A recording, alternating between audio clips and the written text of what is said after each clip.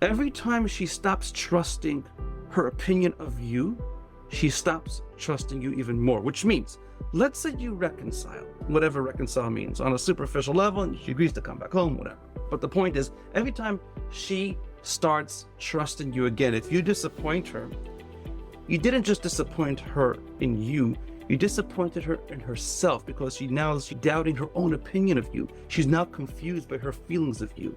And when she gets confused by her feelings of you, that makes it so much harder for her to want to trust you again, because she doesn't even trust herself.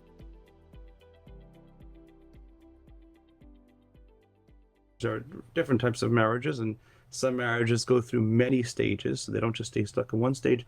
But this particular stage we're going to talk about in depth is what I call parachute of a misaligned marriage. Specifically, the parachute of a misaligned marriage. Some marriages don't hit it, some marriages go through it. It's important to understand it, and it's particularly for men who are facing separation. Either there has been conversation with their wives about potential separation, or they know in their heart that separation is imminent. We're going to talk about understanding what separation is. More importantly, what is going on behind the scenes between a couple, or in the privacy of the wife's thoughts, or in the privacy of the husband's thoughts, when the conversation is being brought into play about a separation, or when the decision is being made. And then, is separation good or bad? I hate the word good or bad, but I'm just trying to simplify the concept, because there are some subtleties and nuances. We're going to talk about them tonight. What are the mistakes guys make when approaching this painful reality, this frustrating reality of, hey, we're about to separate, and what you can do? And for guys who are interested, at the end of this training, if you want to explore what it looks like to work with me directly to take this strategy, apply it into your marriage, we'll show you how to do that as well if you want to reach out and talk to us. Having said that, what is separation? And this is my definition of separation. Listen carefully. Separation means any decision, any arrangement which is being made or about to be made between a husband and wife, which will limit and prevent them from interacting and communicating with each other as they have become used to. Which means anything which causes more barriers, more walls, less interaction, less seeing each other, knowing each other, or having the opportunity to talk with each other, that is what I call separation. Now, I don't care how you package it. I don't care the therapist package it. You can call it, I need my space, she needs her space, trial separation. You can use all this fancy pop psychology. It doesn't matter. It could be moving out of the same bedroom, so it's an in-house separation, to moving out of the house, to an out-of-the-house separation. It doesn't matter. Separation is separation. Separation means that the couple now has less opportunity to see each other and interact with each other. And it also means that whatever changes the husband makes to improve himself and thus improve his marriage, the wife is now prevented from actually truly seeing those changes in a greater way. She gets less of an understanding or a smaller glimpse of an idea into his life as a result of the separation. Why do I call this a misaligned marriage, a misaligned marriage goal, a parachute? What in the world do I mean when I say a parachute of misaligned goals? What it means is very simple. Just about every situation where I have dealt with, whether it was a client or whether a marriage which I just observed, in which I call marriage cancer, right? Or marriage cancer where their problems have been lingering for a long time, and there's a disconnect. The husband really loves her. She doesn't feel his love. She's stuck with the wrong opinions of him. The guy doesn't see problems in the marriage when it's small and easy to fix, until he gets blindsided and there's an explosion. This is a 30-second explanation of marriage cancer. When I have seen marriage cancer in every situation, every single time the woman carries and harbors a secret belief. And let me know if you've heard this or you've picked up on this in the marriage. And the belief is, I already tried. You cannot ignore this, guys. I'm telling you, brothers, you cannot ignore this. The reason why counseling fails, the reason why therapy fails, the reason why so many different types of well-meaning marriage transformation strategies fail is because they don't recognize or respect this reality. And the woman, deep in her heart, believes that she already tried for a long period of time. She already tried for many years. And that you, the husband was out to lunch. It's not a judgment of you. It's not a criticism of you. I've been there too. I know what it's like. It's a reality. You have to understand this. Once a woman believes that she already tried, her level of commitment is going to be very different than you. And even if somehow you and her agree, quote unquote, and they come to some logical arrangement or,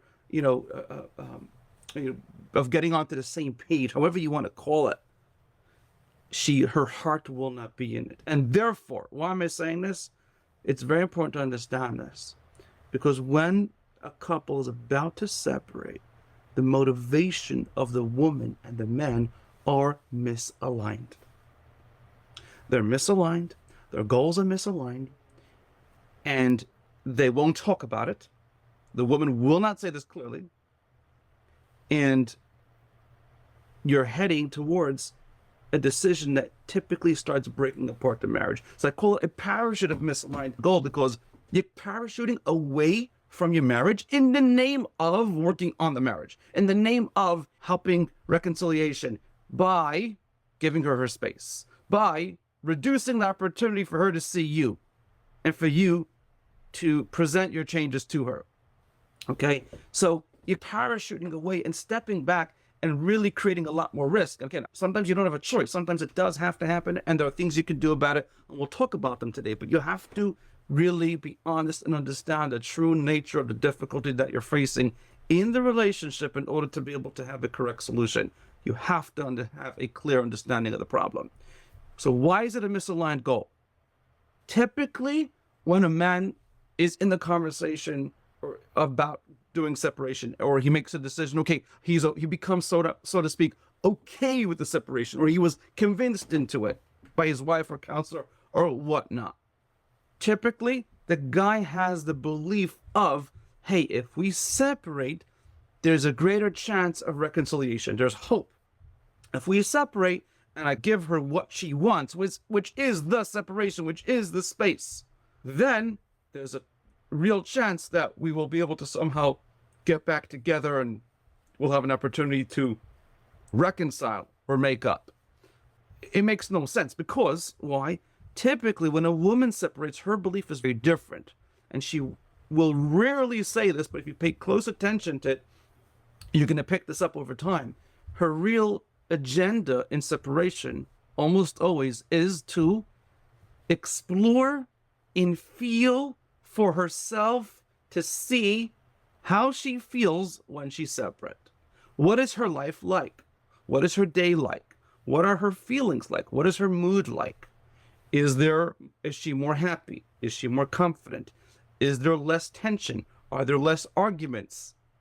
What are her interactions with you? She's gauging to see what it's going to be like without you. It's almost a test drive. Typically, when a woman makes a decision to separate, really an exploration. She wants to see how she's going to feel. It's not in order to reconcile. It's not in order to give the marriage a chance. She may say it to you because it makes it easier for you to accept it. Let me know in the comments if you get this. Even when you're making the changes, but now she sees less of you and she has more time to talk about you or think about you based on the person you used to be, not based on the person you are becoming. So it's a trap from every direction. That's why I call it the misaligned goal marriage. And it's important to understand this, because a lot of therapists make this mistake. They think that we made an agreement and we made an understanding. There's no agreement. You don't understand what's going on in her mind. In her mind, she believes she already put in so much work. In her mind, she believes she's gone and she's just giving her decision even to work on the marriage in whatever capacity, in whatever arrangement, whatever contract you come up with is still, you have to understand the underlying emotion. She's not as committed to you at this point. And I'm not saying that that's wrong. I'm not saying she should be committed. I'm saying that's a fact. And you have to deal with that. And that's also part of the reason why, here's another mistake guys make, is they try to involve their wife in the process. They try to convince her, let's work on it together. Let's do things together. What you don't realize is she in her mind already believes she already did her part. So even if she agrees with you, she won't be able to appreciate your efforts. She won't be able to give you the feedback you need that would encourage you. She wouldn't be able to put her heart into it. And as a result, eventually, you're going to get frustrated pretty quickly once you realize that. So that is, in a nutshell, of why I call it the parachute of misaligned goals. Now, is separation good or bad? It's not a good question, really. because it's like, ideally, as I just explained in the last 12 minutes or so, it's really not ideal for a marriage for the reasons I just explained. However, some couples are going to end up going through it, and there are ways how to deal with it, but you have to understand the separation itself will do nothing good for the marriage. In the cases where someone had a separation and then they got back together, it only worked because there was a comprehensive, clear understanding on this part of the husband to know how to spend his time while separated, what types of skills he has to develop personally as a husband, as a father, while he's separated, how to reveal those skills to his wife, how to communicate his changes to her. There was an entire process that he used. The separation itself is meaningless and it's essentially painful, and just there's a lot of heartache in it. And I'm going to go a little deeper, if I may. There's another issue over here, and that is, if you get back together too quickly, let's say you end up separating. Yes, I just spent a bunch of time explaining why it's not good to separate, but the reality is some couples will have to, because you can't convince her not to. So even though I'm explaining to you why it's not good for the marriage and why it doesn't work, I'm not telling you, and this would be a bad idea, for you to go to her and explain to what I just told you. For you to go and say, hey, let's not separate. I'm not telling you what to say to her. In fact, you shouldn't say it to her. Unless I knew your situation and I could give you a customized approach on a strategic level. But on a general level, I'm explaining it to you as a man, so you should understand. But you shouldn't go to her and say, hey, we shouldn't separate because your real reason for separation is to test what it's like without me. That's really a bad idea. Because if she consciously is aware of it, she's going to be angry at you. If she's not consciously aware of it and just an emotional thing, she's going to think you're crazy. And it's just going to feed whatever problem you already have existing in your relationship. But here's the point. The mistake a lot of guys make, they try to convince their wives to get back together, or the mistake that the couple makes is that they actually get back together once they're already separated. Because once you're separated, you should actually maximize the time, use the time correctly, and I'll talk about that a little bit more soon. But if you get back before you make those correct changes, what happens is you're going to go back into a cycle of separation, which is why it's very typical for couples to separate a couple of times.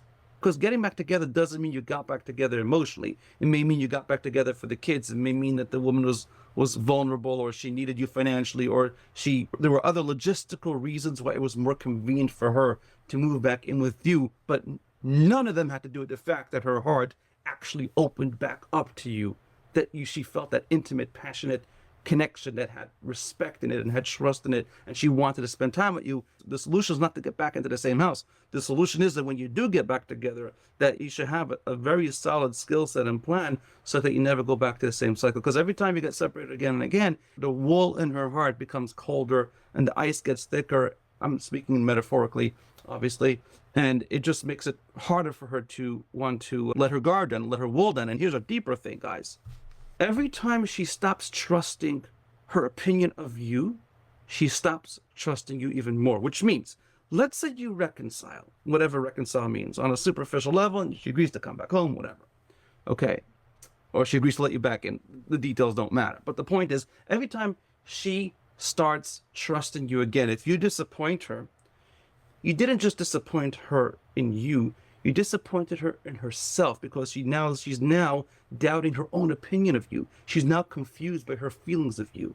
And when she gets confused by her feelings of you, that makes it so much harder for her to want to trust you again, because she doesn't even trust herself.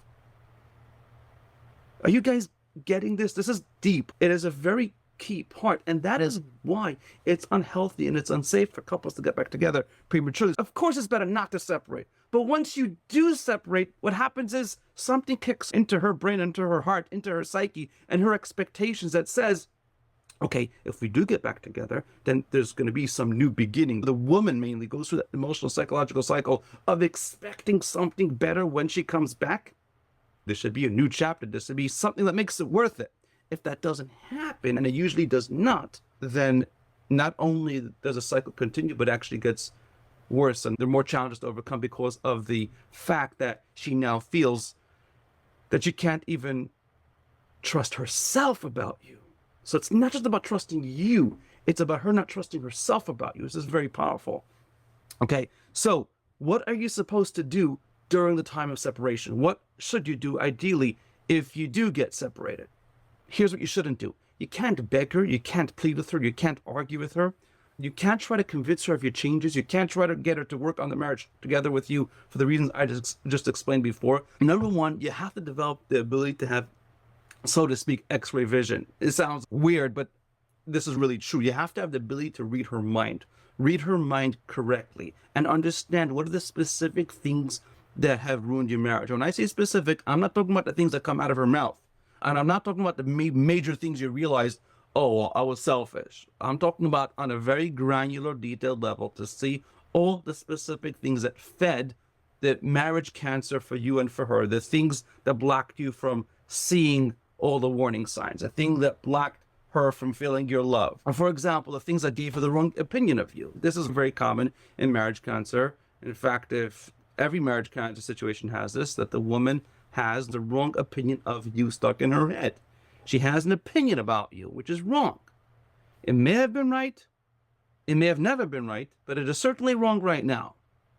For example, if she believes you're manipulative, even when you're not manipulative, the wrong opinion, that is a major issue. If she believes that you're angry even when you're not angry, did this ever happen to you? If that is going on, that is a central issue. All the other details of what she's saying don't matter so much. They're symptoms.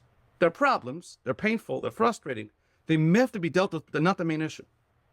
They don't have to be dealt with in the beginning for sure. So the first skill is to develop the ability to see what are the fundamental issues that have separated your heart from her heart. What are the fundamental things that have pushed you in two different directions where your effort to be good to her was not appreciated or was not seen.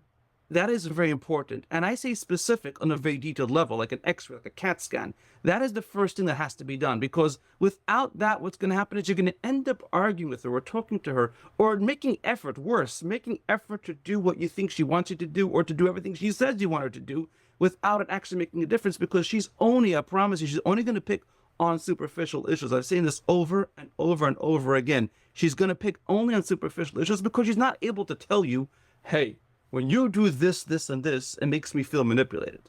She's not able to do that on a detailed level because that's actually her opinion of you. So she has no idea where the opinion is coming from. Do you guys understand this? I'm going a little deep. I want you guys to understand what this means. She is not able to tell you why her opinion of you is the way it is in a very detailed way. She can pick little things that are maybe inconsistent with each other. So the first thing that a guy has to do when he's separated, in order that when he does come back, that you come back to a stronger relationship, to a more loving wife, to a woman that really appreciates you, is for the guy to develop this skill set to be able to identify what are the fundamental issues of a marriage and what are just the symptoms, what are the things that are causing the real problems, and what is the result. And it can't come from following everything she says, because she's literally not able to tell you. Put it this way, I'll go a little simple. If she was able to tell you what to do to help fix the marriage, you would have a great marriage, because you would have listened to her, as you probably already tried. Right? I'm assuming if you're here, you're a pretty decent person. You're trying to do well. You're trying to be good. You're trying to be good to her, but it's not working, right? So if you keep doing what she asks you to do and it doesn't please her, you're not hitting the spot, then obviously she doesn't know what it takes to fix a marriage. And this is not a diss at her. This is just a reality when a woman is stuck in marriage cancer, and the man, that the solutions that she's going to give are going to be very different than what you need. So for example, her solution is, I want space. Is that a solution for the marriage, or is that a solution to temporarily help her feel better? So, or gauge the way she feels so she can explore what it's like without you. You understand what I'm saying? So you can't follow her solution and her goal, because her goal is different than your goal. So that's number one. The second thing is, the very important skill is a guy has to know, who am I? And it sounds weird, but this is really true. Most guys have no clue who they are, who they really are. What is your best version? If I asked you right now, let me know in the comments, what's your best version? Very often you'll hear things about, well, I gotta lose 40 pounds and gotta meditate and be positive and be a good listener. And none of those things are bad. They're all good, but that's not your best version. And the proof is you could do that and it still won't make a difference in your marriage. Not only won't make a difference in your marriage, it's going to confuse you and her. The mistake a lot of guys make is they feel like they're being good should get their wife back. It's not untrue, it's just very incomplete. Because here's the trap, and I'm going to explain to you another major mistake, and this is deep, so pay attention. One of the major problems you have when becoming good is that if you become too good too fast, or you become too good and suddenly your entire other personality that in her mind wasn't good, so to speak, whatever good means, okay? She can't recognize it, then it makes her doubt your changes.